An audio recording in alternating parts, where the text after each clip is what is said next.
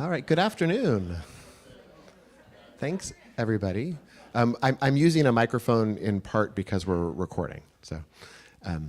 But thanks so much for coming to the State of the School. It's really great to see everybody. We had the same presentation earlier this morning in downtown San Jose at the upper school campus, and it was really wonderful. One of the things that was noteworthy was that in addition to ninth grade families, we also had a number of JK8 families attending the downtown presentation, so it was great. It was a really great opportunity to keep reminding ourselves that we are a JK12. Also, I guess hello to those of you who are watching us online. Hopefully there's some people who are online watching, and I'm really excited to bring people together today. So the State of the School is something that we do every year, but this year is particularly exciting because it's an opportunity to talk about Vision 2030. And as a school, we have a long tradition of strategic planning, and I like to say, different people react to the word strategic plan in different ways. Even as I'm looking around, I can see some people like it's in some environments the idea, organizations do strategic plans. They're set for some period of time. 5 years later, they pull up the plan and they're like, I wonder what happened, and look at it, and then they tell everybody we did great, and they check off a bunch of things and said this is what we did. That is not how strategic planning has played out here at Hillbrook. Prior to my arrival, there were several very successful strategic plans, and then since I arrived 15 years ago, this is now our third strategic plan, and they really have driven the changes and set the direction. And again, one of the things that we like to talk about is it's a compass, not a roadmap. And so we are not claiming today that here's the everything we're going to do in the next 7 years. That would be insane. We don't know what's going to happen in the next 7 years, right? If we had done this 7 years ago, there would have been a little pandemic in the middle that would have thrown a lot of things off about what we thought we were going to do. And so we're very mindful of that. And at the same time, we know that it's really important to set a direction and to get both the community, from everything from employees to families to even the alumni community, connected around what is it that we're doing and what are we where the direction we're headed. So just quickly, if you look at previous plans, so for example, when I first arrived all the way back in 2009, 2010, we created Vision 2015, and coming out of that plan were a couple of things that don't sound all that visionary anymore, but really were at the time. And one of them was, we were one of the first schools in the world to have a one-to-one iPad program. And we also were really early in the conversation about flexible classroom spaces. And so we actually did presentations all over the place about how to have whiteboard tables and wiggle stools and all the things that most schools now, or lots of schools now have. But at the time, it was really shifting the way people understood what education looked like. Another thing that came out of Vision 2015 was the resident teacher program. And so, really one of the core parts and one of my favorite parts of our program, bringing in early career educators to work with our very experienced teachers, which of course is wonderful for them as a career development thing, but also of course brings untold benefits to all of your children and to the student experience. Vision 2020, the biggest takeaway from Vision 2020 was that we talked a lot about how our vision, inspire students to achieve their dreams and reach beyond themselves to make a difference in the world, how we felt like we were doing the first part of that really well, inspire students to achieve their dreams. We weren't as clear on what we were doing with the second part. We loved the expression, reach beyond to make a difference in the world, but it wasn't clear how that actually played out, on campus. I am hoping today that nobody would ask that question anymore, because with Reach Beyond Block and Reach Beyond Week and Reach Beyond Immersives in the upper school, we have such a rich variety of Reach Beyond programming. In addition, we have the Scott Center for Social Entrepreneurship, which drives a lot of that work. One of the things that, again, going back to this compass, not roadmap, is important to name is if you go back to Vision 2015, nowhere in there does it say create a one-to-one iPad program. And if you go to Vision 2020, it doesn't say create the Scott Center for Social Entrepreneurship, or create Reach Beyond Block, what it does is it has language in there that points in a direction, which then led to us like looking intentionally and seriously at things that then resulted in those actual, the actual things that happened. So again, I mentioned that because I think it's worth, as you're looking at and hearing, listening to today's plan, to get a sense of like, this is the direction we're headed. It will lead, I think, in really interesting ways, and we're not pretending that we know exactly what it's going to look like, 2 years from now, or 4 years from now, or 6 years from now. The strategic planning process was very involved. In fact, by a show of hands, how many people here participated in a community conversation? Excellent. So like almost half of the group. Did I miss one of the slides? Did it get moved? Oh, one of the slides got removed. There was a slide, I don't know what happened between now and right now. This morning, so I'll just name it. I'm waiting for my slide. That one of the slides showed all of the names of the people. It was a good slide.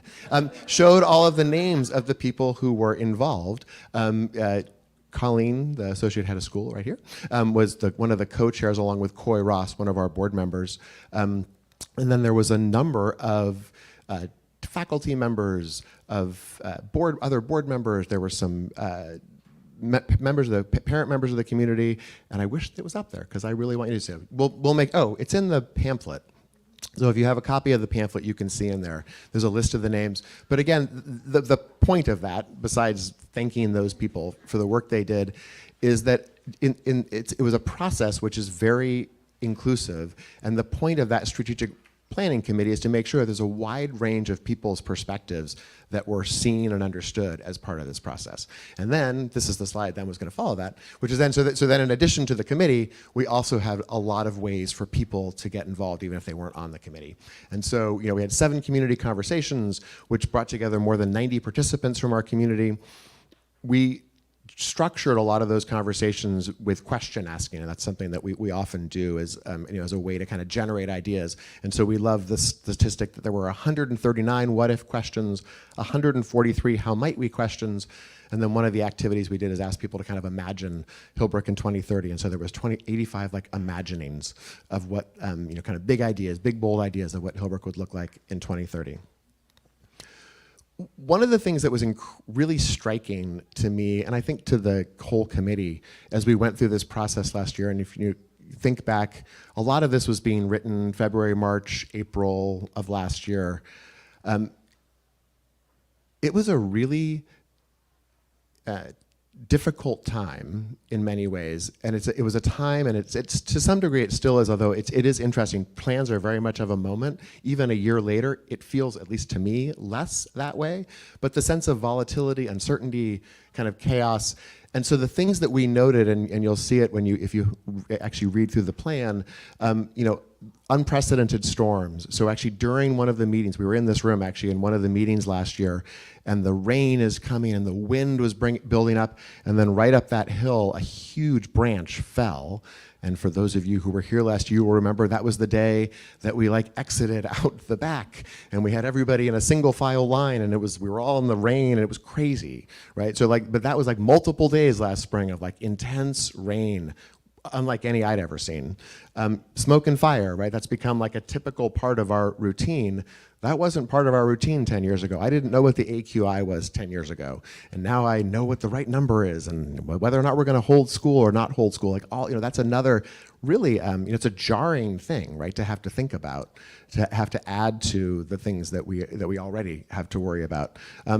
Broadly, there's a mental health crisis, and it's, particularly both coming out of COVID, but even predating that, particularly at the older age levels and as you head into high school. Rising interest rates, bank runs.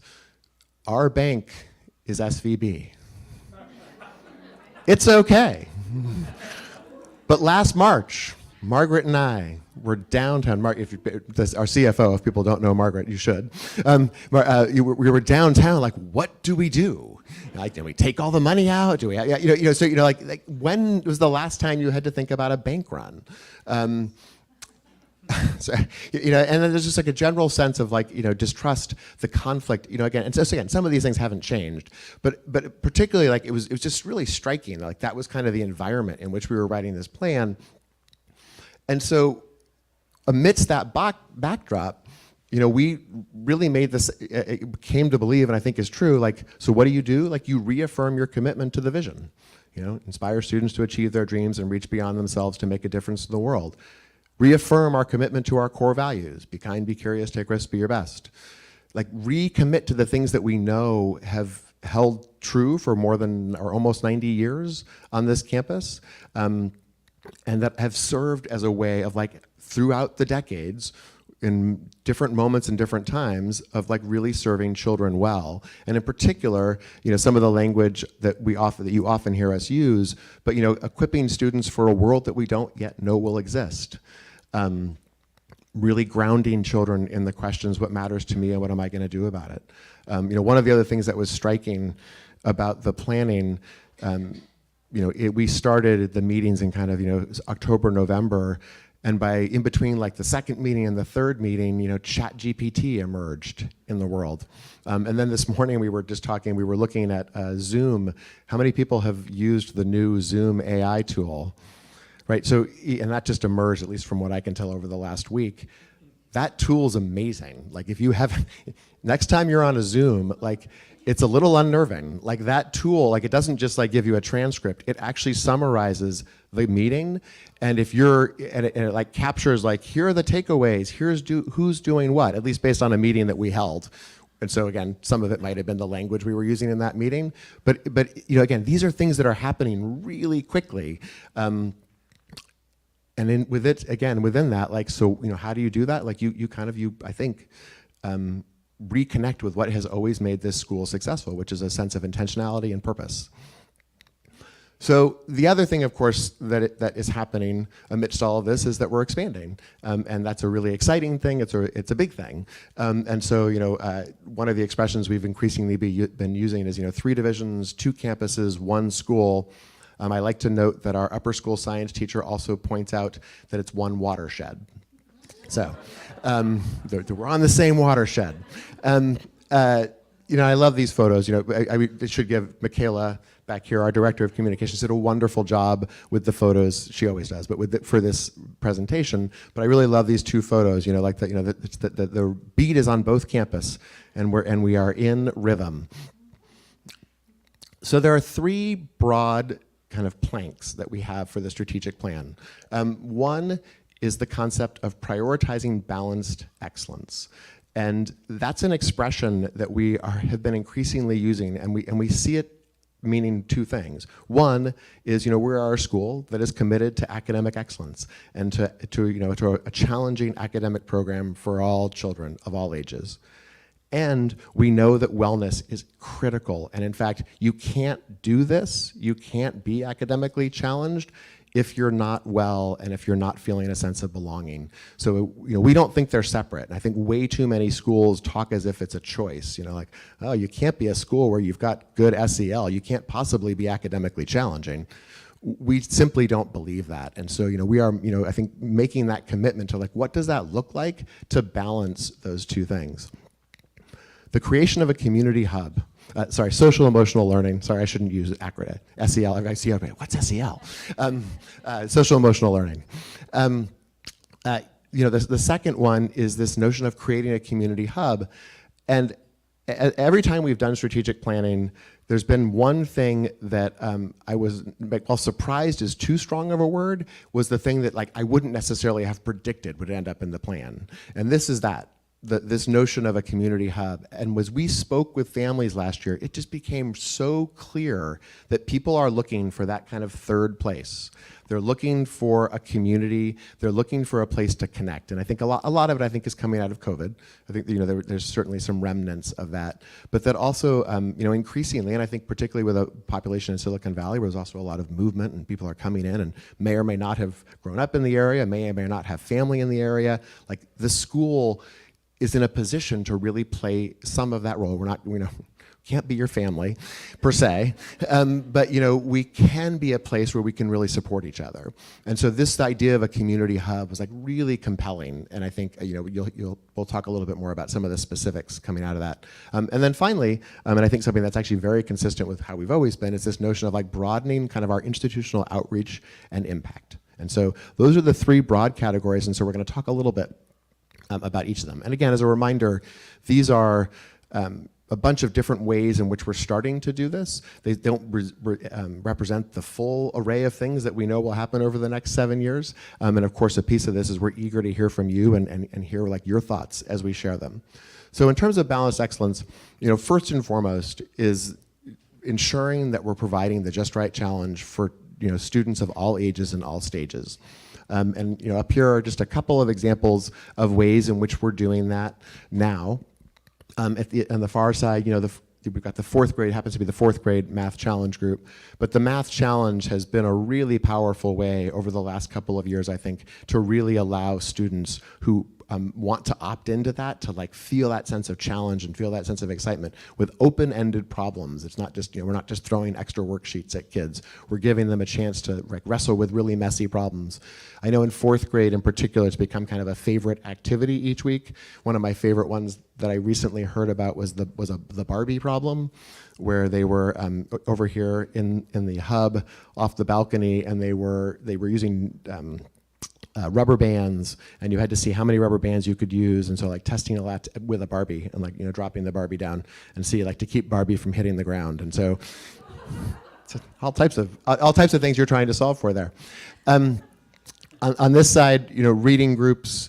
As a school over the last 4 or 5 years, we have really spent a lot of time making sure that we have a best-in-class reading program. And as Ilse Doman, our director of teaching and learning, often says, the reading wars are over. Like, we actually know what it takes to help children learn how to read. And it's a combination of phonics and phonemes, and it's also immersing yourselves in a literature-rich book. It's not an either-or, it's a both. And so it's a very intentional approach, and in particularly in terms of, as you look across the grades, there's an effort to really create space for kids, and particularly those of you who are in kind of those middle grades, I think might recognize, like opportunities for children to have a lot of choice in reading and to like become increasingly aware of themselves as readers, and then also like activities in which teachers are working sometimes to be like, oh, let's just get you to read anything, and then other times like, hey, why don't we get this book? This might be a little challenging for you. Let's see if we can push you. And so again, this real balance of experiences as students are developing and growing as readers. And then in the middle, we have, our math program, starting in 7th grade, we have different levels of math. And one of the wonderful things of now having a high school is that we can now have our students cross both campuses to take math classes. And so a couple of our advanced 8th grade math students are actually going down to the high school twice a week to take their math classes. And again, that was an option that didn't exist prior to having a high school. A final favorite example is from the upper school science class. So our freshman and sophomore year is a 2-year biochemistry course. And the teacher, Mike Judge, early on in the year when the fires came and there was the smoke layer over the city, Mike realized that there was no research that had been done, kind of no original research on the impact of smoke on the urban heat island effect. And so the students, Mike, went out in the neighborhood and started measuring temperatures on all of the different surfaces right around Adobe, where the current high school is. Did that, a week later after the smoke had cleared, they did the same activity. What you see up here are some graphs, which were the students' data analysis of their own original data. And then, so that was the class part. So they did some analysis. They did, so this is a real lab. It's not the kind of like lab where you're like, you already know what's going to happen. Like, this is a real lab. We actually don't know what's going to happen here. The next part of this, a group of the students were really inspired by this, and they decided they wanted to have a science club. And so one of the great things about this year then the high school is we keep creating, the kids can create clubs. Kids can also do that here, but on this campus. But particularly not having any clubs, like it's this great opportunity to be the first to create a club. And so the group of kids created a science club, and just last week they submitted an 80-page manuscript to be published in an original publication. And they're also in the process of submitting to present at some local conferences. So these are freshmen. Right? This is not the senior advanced science class. These are freshmen in high school. And so that ability to say, hey, we're going to create some really meaningful, purpose-driven education, and the sky's the limit. Mike Judge didn't make them do that. Like, they wanted to do that. They were in there. They were talking with them. And so that's really exciting. Another kind of significant initiative that's underway right now is development of what's called a competency-based learning architecture. And the formal, so up here you can see there are what are 6 school-wide competencies. And these were created over the last 18 months or so by some of the program leadership team in combination with teachers. And that architecture is something that we're starting with it formally in the 9th grade, although in a second I'll explain about how ways that already you see a lot of this in the JK8. But this is formally being introduced at the 9th grade. And so, for example, over here on the left, you can see their little pictures, but you can see photos of students talking with, in this case, some grandparents.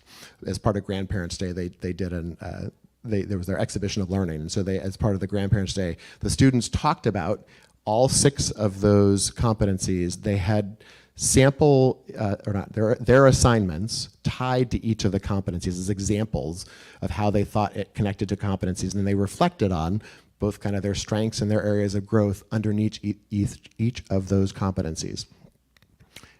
For those of you who have ever sat through 3rd through 8th grade through a student-led conference, it's that same idea, and then taken kind of at a next level in the high school.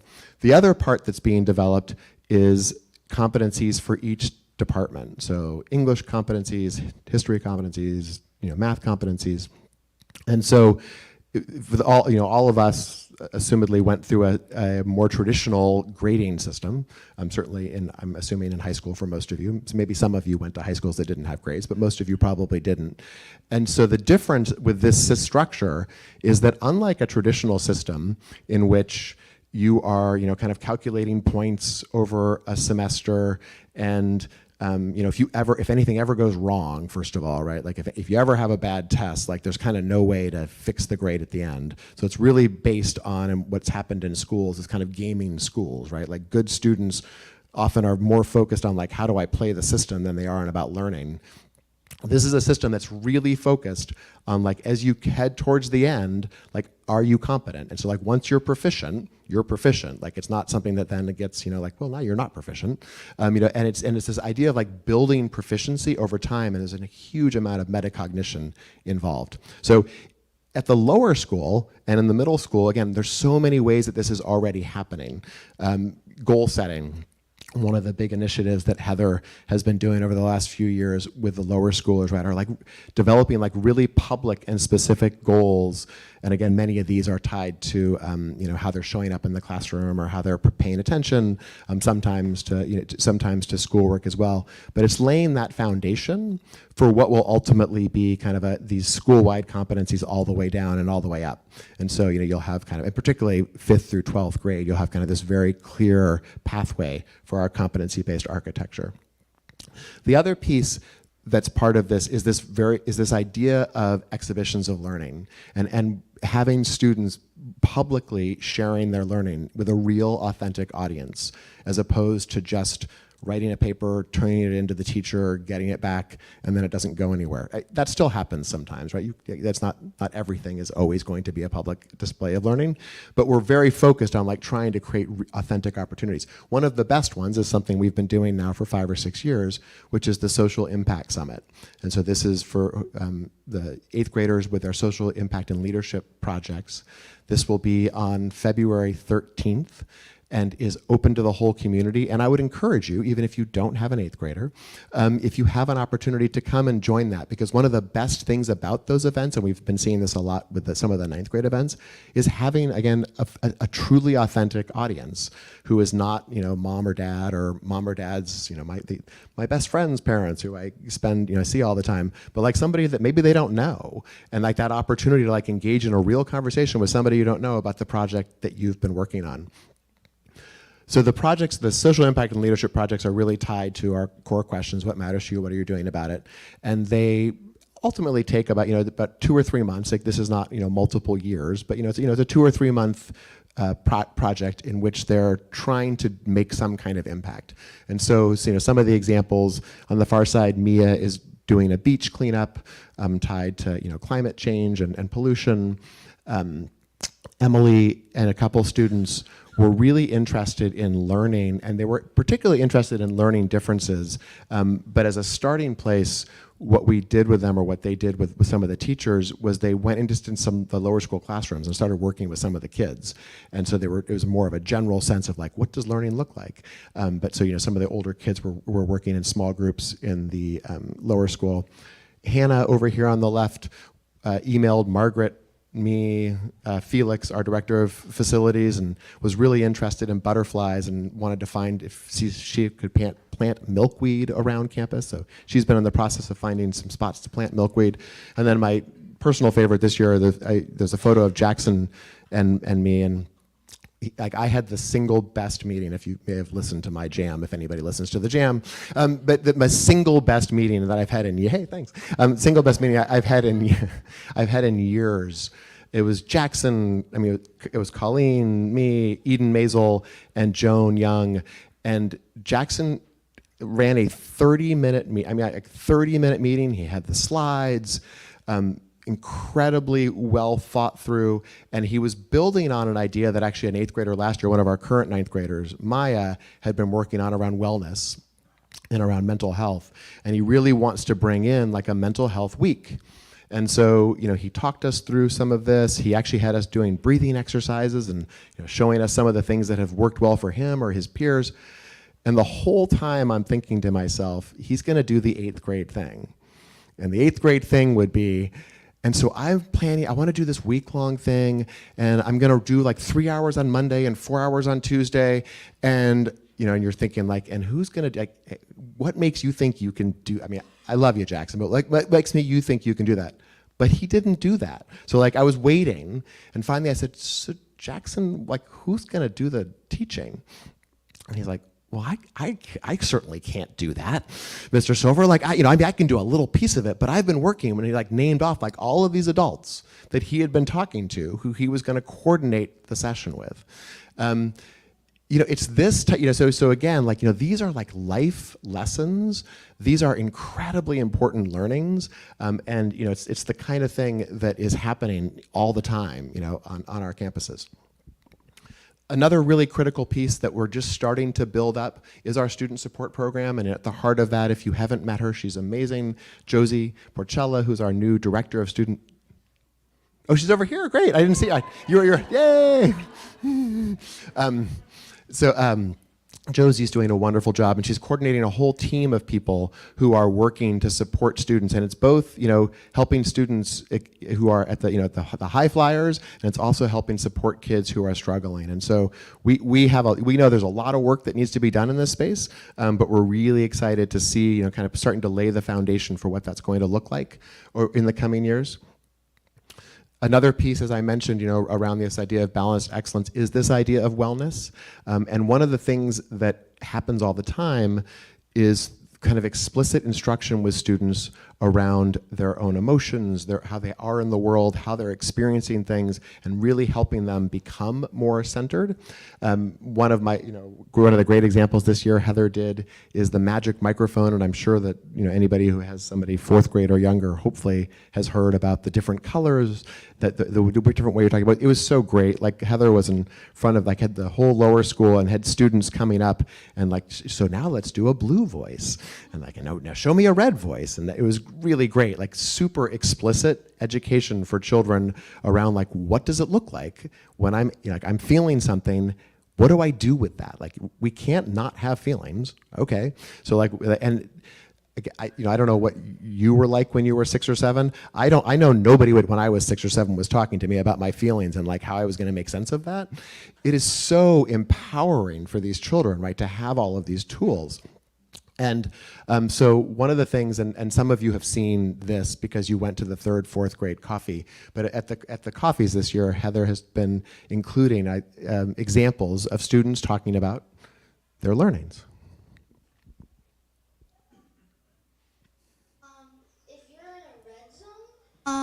If you're in a red zone, you would take a break and talk to a teacher.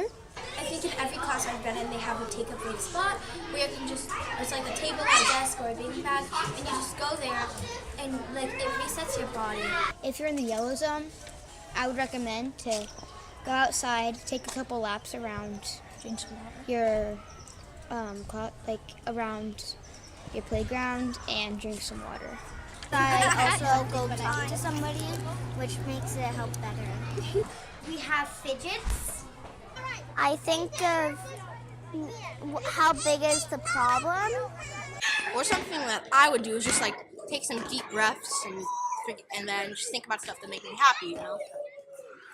We just go apart for like a couple minutes, or talk to them about like what happened and then figure it out. So you walk away and calm down in my own area. I was chewing the whole time. And that will help me, and then once I'm better, I can go back and keep playing. Normally, take a few deep breaths and tell myself I'm definitely or maybe probably going to finish. I just say have a moment to myself, and I walk away and I just sit by myself and think and brainstorm for something, and then I walk back and I'm like, I'm sorry I did this to you. That. Honestly, like I can walk away or just have some alone time. Take a lap or do butterfly taps. The blue zone is like when you're tired, you're sad, like you're just feeling like not like angry, but like upset. The other piece I should just name, is we're also doing work around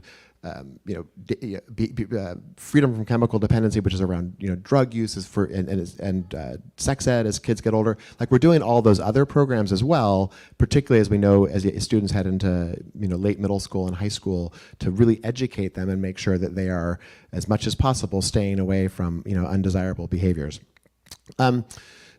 Athletics and performing arts, this has been a part of Hillbrook since our beginning.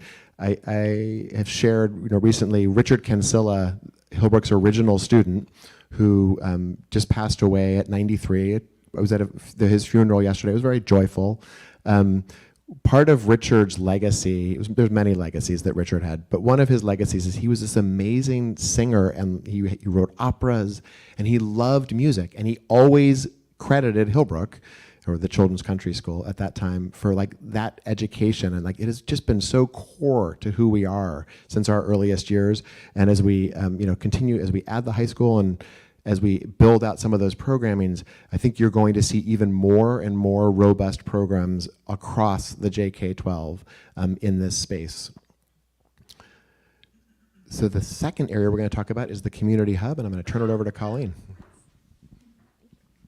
Hi, everyone. I know many of you, but I'm Colleen Schilly. I'm the Associate Head of School. And I'm going to talk very briefly about some of the things we're doing this year to advance continuing to evolve Hillbrook as a community hub. As Mark named, during our strategic planning process, it was one of the things that was on two fronts. Folks were extremely when we asked, what is the thing you cherish most about Hillbrook? Talking about the community here was by far and away number one. And then the second thing that came up is wanting Hillbrook to, whenever possible, continue to provide supports for families and students to make this, in many ways, a home away from home when we live in so many different spots. And so, oops, that is the wrong button. There we go. These are some of the areas we've been focusing on this year from the plan, on designing multiple pathways for family engagement, working to create those connections across both campuses. This year, as Mark noted, is the first year. We've had 2 offerings of the State of the School, and one was in downtown San Jose. We're looking to attend closely to preserving and evolving the school's culture during our expansion, recognizing that as we grow, it is very exciting and it is different and it is change. And it's change for students, it's change for families, it's change for employees, and we're thinking really hard about that. And the first thing I want to point to a little bit more closely this evening is the work we've done to revise and update our commitment to community and belonging, which previously was called our inclusivity statement, which lived on our website and in our sort of school ethos for many years, since 2015. And the board committee for DEIJA decided over the last couple years that it was time to revisit it, take a look at it, look at its context, and make sure that it was still relevant. And one of the conclusions that the committee came to was it was time to update it. If you have any recollection of it, and you might not, and that's a piece of why we wanted to update it, is it wasn't very memorable and it was very long. It served its purpose at the time we needed it to, and it was time to make it something that lives in the vernacular of the community, very much like the school's vision and the school's core values, which are things that many of us here in the room can recite and kids certainly have a lot of familiarity with. And so many of you in the room participated in pieces of this process where we looked at the old statement and then worked together to come up with some language for the new one, which begins with, at Hillbrook, we believe that who I am matters, who you are matters, and who we are together can make a difference in the world. And that is already language that kids are beginning to use. It's been used in flag announcements, and that we're starting to see in the classrooms. And we're excited to take what is a longstanding commitment to diversity, equity, and inclusion and make it sort of at the core level part of students' conversations and the ways that we talk and relate to one another. And so you can keep an eye out for how that will continue to evolve over the coming years. Hopefully you've had a chance to join us for one of the many opportunities that we've been hosting for in-person connection this year. We've had over 15 weekly community coffees so far on the Los Gatos campus, 5 on the San Jose campus, and since the beginning of the year, 20 grade level gatherings that the division heads and Ilsa Doman, the Director of Teaching and Learning, have been leading. We're excited to continue offering those through the spring, and I'll share in a moment some of the topics that you can expect to see. And we're very interested if you have topics that you'd like to hear about. We want to know what those are. We're excited to, we haven't mapped out the full year, so we're very interested in the feedback from the community. For the first time this year, we're offering opportunities for classroom visits and instructional rounds for different members of the community. Last Friday, our community coffee hour was around classroom visits, and we had about 18 families join us to spend time in classrooms and get to see what the learning experience is like. Our next one is on, I believe, March 8th. We'll double check my memory in just a second. And so if you're interested in seeing the student learning experience in action, we would love for you to come and join us for that. You might have a chance to be in a grade level you're familiar with, and you might have the chance to see a grade level that you haven't yet experienced yet. And we think there's value in both. And these instructional round opportunities are a great way to take what happens on a daily basis and some of the stories that Mark has shared with you this evening and see them happening live. They're not, nobody plans anything special for those moments. They really are opportunities for you to take a peek into what the daily life of a student is like at Hillbrook. We've also been inviting feedback because we know that the community doesn't exist and isn't healthy unless we understand what your experience is like. If you have filled out our feedback survey, we appreciate that. If you haven't, we would encourage you to do that following this evening. You can, there's a QR code here, and there's also some flyers down at the tables that you can pick up. This is some of the data we've collected so far from respondents. In general, folks are feeling quite satisfied with their students' experience of community and belonging, with their students' experience of Just Right Challenge, and with their experience of their family's connection to the school. That said, this isn't everybody in the community, and we really encourage you to take a moment to fill it out if you haven't yet. It's anonymous. There is a spot where you can share your contact info with us if you'd be willing to have a more in-depth conversation with someone from the school, because that helps us learn. A lot of the things that you're hearing about this evening are a direct result of feedback we've gotten from families in the past. So what you have to say about what you're hoping for from your experience and for your child really matters to us. And we know that everyone's experience is nuanced and different, and we care about hearing about yours. Some of the narrative feedback we've gotten indicates that we have opportunities as we continue to do our work this year to minimize the impact that we know the conditional use permit that's been given to us by the town of Los Gatos has on people's sense of the ability to be on campus and the ability to connect spontaneously with other parents. We know it's a challenge. We don't like it either. And we are really committed to figuring out innovative ways to reduce the impact that it has on you. We have opportunities to clarify what Just Right Challenge means for your individual student. We have lots of examples for students in general, and we know that what your kid is doing matters most. And we want to figure out ways to get that information in front of you. We have opportunities to connect families at the JK8 with the downtown campus and vice versa. And one of the things we've continued to hear is the opportunity to expand after school and summer program offerings.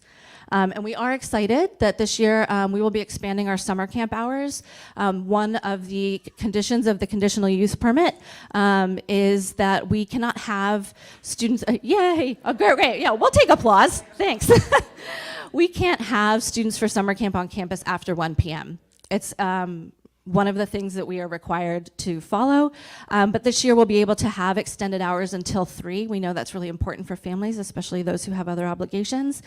So we'll have another location that we'll take students to for activities in the afternoon if that's something you're excited about taking advantage of. Registration for those will be open sometime after February break. So we hear you when you share information with us, and we're working to make those things happen.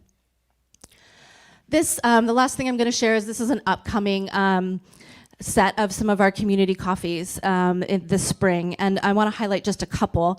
I am hoping that if on February 9th, we have one that we're running called What's the Future? And it's going to be around thinking like a futurist and designing for our kids and even for our kids' kids. What does it mean to think about the world in the future, and how do we make small moves now to design and live for a preferred future in 10, 20, 50 years. Some of the activities and conversations we'll be having exist at the intersection of the reality that the world in many ways is better than it's ever been. In many ways, the world is worse and things are bad. And things can always get better. And there's a way to think as a futurist and have a mindset that we're excited to explore with you all, if that sounds interesting. On March 1st, Josie, our Director of Student Support, and some of her team will be talking about neurodiversity, specifically related to anxiety in the brain. On March 8th, as I said, we'll have another session of classroom visits if you'd like to join us for that. On March 15th, we do, starting in grades 3 through 8, take standardized tests every year. And we're excited to share with you a little bit about why Hillbrook chooses to use data and how that data helps our program continue to evolve. We're also excited to share some of the results and trends that we've seen over time, and specifically that for the last 5 years that we've taken, our 8th graders, our median percentile for 8th graders in all subtests performs better than the median percentile for students in independent schools. And we have, to Mark's earlier point, we don't believe, not only do we not believe that you can't have wellness and without academic excellence and vice versa, we have the data to back it up, that our program is demonstrating that we are experiencing success in creating whole, healthy humans and students who have received an academically excellent experience here, and we're excited to share some of that with you. And I think that's it.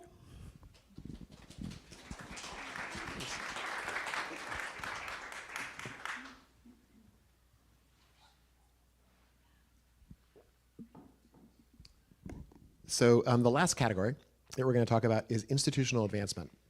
And as a school, we have long been a school that's out there in the educational community. And as I mentioned earlier, around iPads, learning spaces, the Scott Center. For a long time, we've been connecting with lots of other schools we're leading, but also learning from. And that's a space that we're really excited to be in. And one of the ways that that happened this year was our first ever Conversations for Good. And for those who were not able to attend, the Conversations for Good, at the heart of it were a couple of conversations with key people. Kevin Scott, who helped lead AI with ChatGPT at Microsoft, in conversation with another senior member of the Microsoft team, kind of talking about AI and what that would look like for education and beyond. At the other side of this, Allie Wagner, Hillbrook parent of fourth graders and 3 fourth graders and a second grader, but also a Hillbrook alum and one of the best soccer players in American soccer history. She was up here talking to Sephora Herman, who's a former Hillbrook parent, Hillbrook alum parent, who had worked for the 49ers as the CFO, and they were talking a little bit about like sports and women in sports in particular. The mayor was there, Mayor Mahan from San Jose. And it was this opportunity to really kind of like, first of all, for our presence downtown, to kind of introduce ourselves downtown, but also to kind of locate what Hillbrook does and why it matters, and why it's important for other people to be part of that conversation. Over half of the participants were not Hillbrook people, and a lot of them were like local San Jose people. So it was a really exciting opportunity, and it's just an example of like ways in which we continue to kind of grow and expand. Another thing that's happening, of course, is that we're renovating 2 fabulous historical buildings for our upper school campus. And as people in here may or may not know, this year we've been at Adobe. Adobe generously allowed us to use some of their spaces because the renovation has been in progress, but it is going well. So the Moyer building will be the main academic building. The Armory will be the gym plus a set of classrooms. The Armory will be open this coming fall, and we'll have our 9th and 10th graders in the Armory. And then the following fall, both buildings will be open for our 3rd year of the high school. So we're making progress. Oh, we didn't edit. There's a photo that I just got this afternoon that we just put out on social media. They just put the Hillbrook School, where I guess I know if there's a photo that shows it well here, but if you're up the top part, you can see the building. They just put Hillbrook School across the archway on the outside, which is really exciting for those of us who've been working on this project. And it was like, it doesn't seem very complicated, but boy, like it felt really, it felt big. For those of you who know Chuck Hammer's Pizza My Heart and longtime board member, he has been working tirelessly on that project along with Margaret. So if you ever see Chuck or you get a slice of pizza from him, thank him.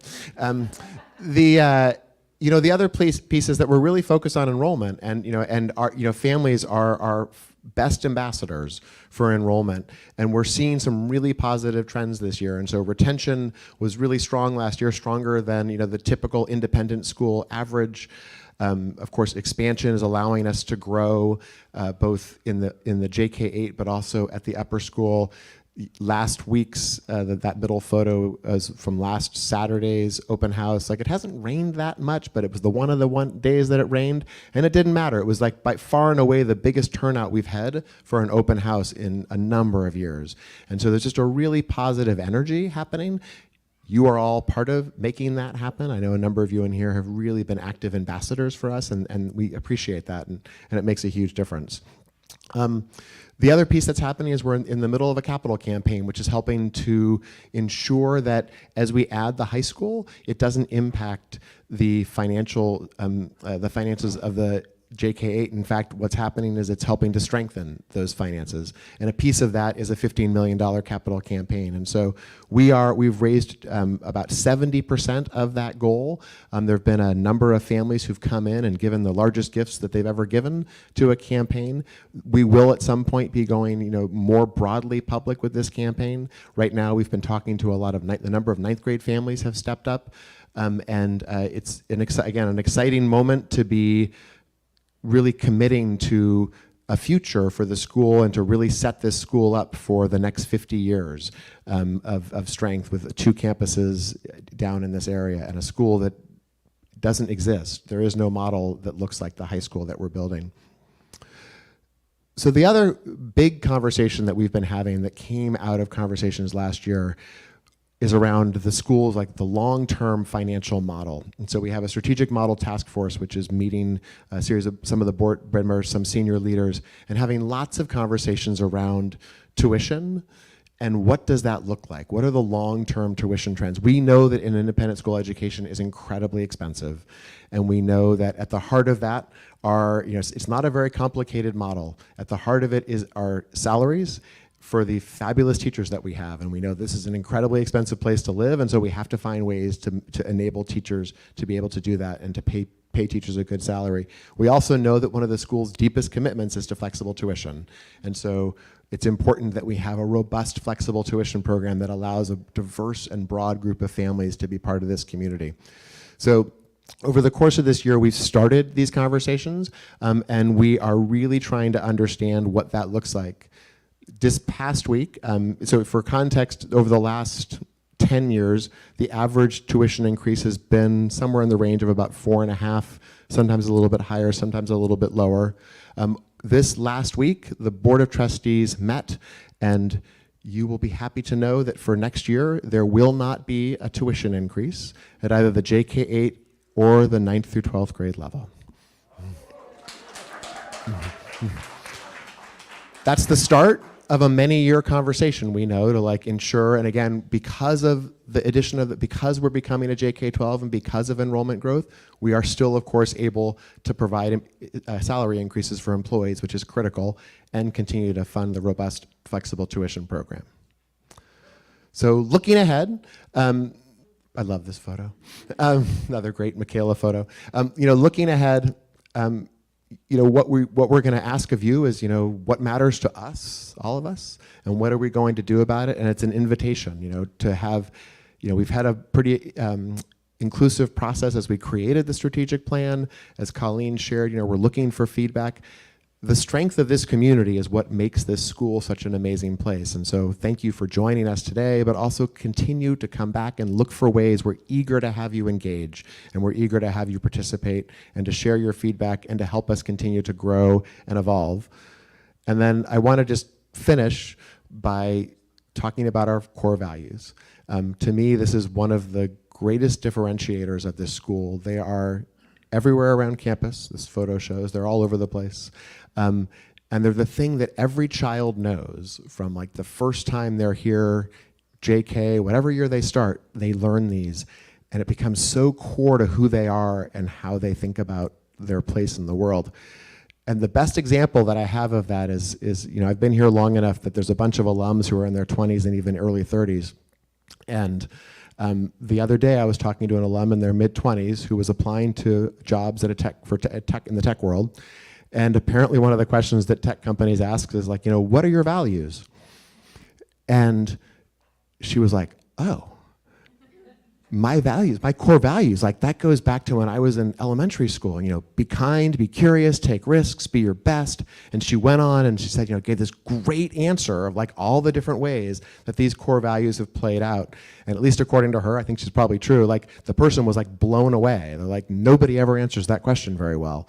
And again, these children are like, your children, my children, are being, grounded in these values. And with that, this is September 2013.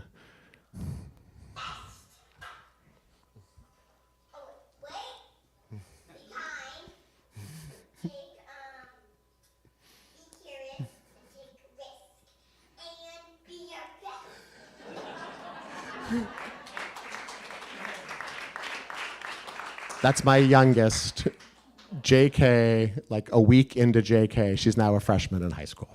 But so one of my favorite videos we have. So thank you so much for joining us tonight. And it's not over.